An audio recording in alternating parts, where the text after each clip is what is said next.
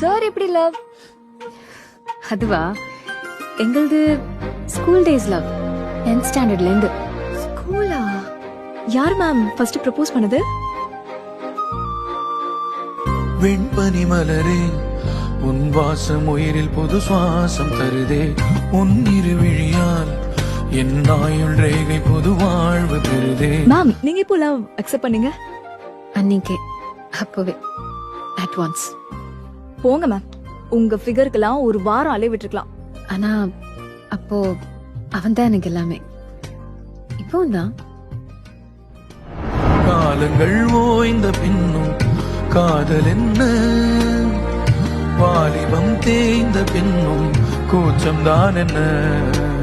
காற்றில் பறக்கும் காத்தாடி நானே, 8 வயதாய் கூத்தாடினேனே. காய்ந்த இலை நானும் பச்சையானே, பாலைவனம் நான்